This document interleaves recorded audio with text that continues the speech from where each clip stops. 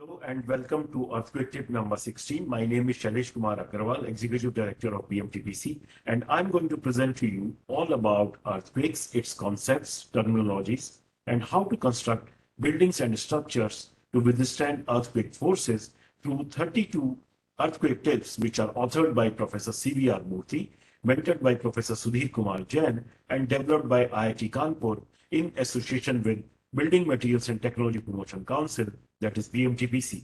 Through these days, our aim is to spread right technical information in simple to understand language to our professionals who are in the field designing and constructing structures, especially architects and engineers. But before we start, let's make a pledge that any new structure we design or build must be earthquake resistant. This earthquake tip number 16 will explain you how to make stone masonry buildings earthquake resistant. In earlier tips, we studied brick masonry buildings, which is the most prevalent building typologies being practiced in our country. However, stone has been used in building construction in India since ancient times as it is locally available and durable. There are huge number of stone masonry buildings in the country, ranging from rural houses to royal palaces and temples. In a typical rural stone house construction in India, the stone masonry walls are normally quite thick, the thickness ranging from 600 mm to 1200 mm. These walls are built using rounded stones from river beds with mud mortar.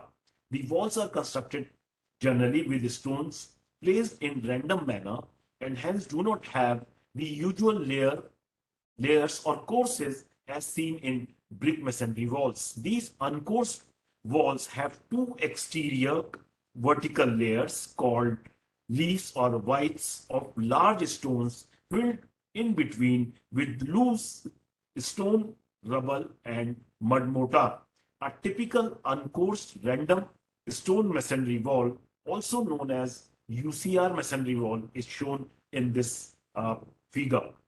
In a typical rural house, these walls support heavy roofs which may be of timber with thick mud overlay or a wooden truss with tiles, or it can be usual cast in situ RCC slab.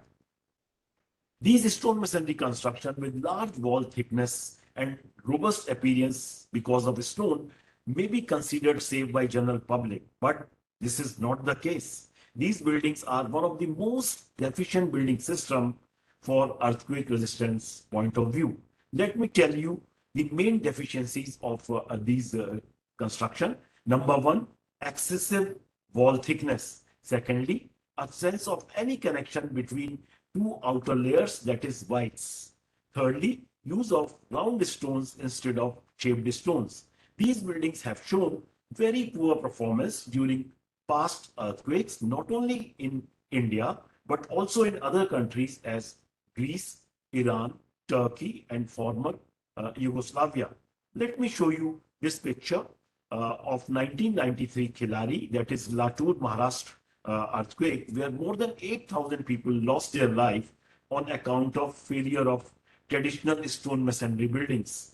Also, during 2001 Bhuj earthquake, a majority of over 13,800 deaths is attributed to collapse of stone masonry construction. As you can see in this figure, the main patterns of earthquake damages include bulging or separation of walls in the horizontal direction into two distinct Ys, separation of wall corners and T-junctions as shown in this figure 2b, separation of poorly constructed roof from walls and eventually collapse of whole dwelling. The next question comes to mind, that how to make these stone masonry construction earthquake resistant. First of all, let me tell you, low strength stone masonry buildings are weak against earthquakes and should be avoided in high seismic zones. There is Indian standard IS 13828 1993, which stipulates that inclusion of special earthquake resistant design and construction features may enhance the earthquake resistance of these buildings and reduce the loss of life.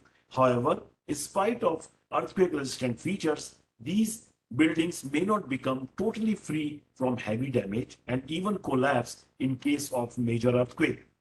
The contribution of each of these features is difficult to quantify, but qualitatively, these features have been observed to improve the performance of stone masonry buildings during past earthquakes. Let me explain you these earthquake resistant features one by one. The first one is ensure proper wall construction. That means the wall thickness should not exceed 450 mm.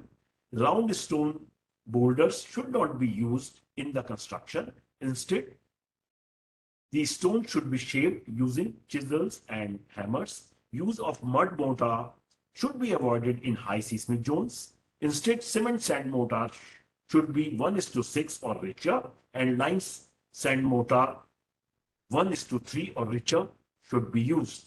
Second is ensure proper bond in masonry courses. As you can see in this figure, the masonry wall should be built in construction lifts not exceeding 600 mm. Thorough stones, each extending over full thickness of wall, or a pair of overlapping bond stones, each extending over at least 3/4 the thickness of wall, must be used at every 600 meter along the height and at a maximum spacing of 1.2 meter along the length. The third feature is provide horizontal reinforcing elements. As you can see in this figure, the stone masonry dwelling units must have horizontal bands. Remember earlier tip on horizontal bands, namely plinth, lintel, roof, and gable bands. These bands can be constructed out of wood or reinforced concrete. It is important to provide at least one band, either lintel band or roof band, in stone masonry construction. The fourth feature is control on overall dimensions and heights. The unsupported length of walls between cross walls should be limited to 5 meter. For longer walls, cross support raised from ground level, called buttress, should be provided at a spacing not more than 4 meter. The height of each story should not exceed 3 meter. In general, stone masonry buildings should not be taller than 2-story when built in cement mortar and 1 story when built in lime or mud mortar. The walls should have a thickness of at least 1/6 of its height. Although this type of stone masonry construction practice is deficient with regard to earthquake resistance, its extensive use is likely to continue due to tradition and low cost. But to protect human lives and property in future earthquakes, it is necessary to follow stone masonry construction as I have described you in this tip, especially ensure proper wall construction and ensure proper bond in masonry courses for seismic zones 3 or higher. Also, the use of seismic band is highly recommended. That's all about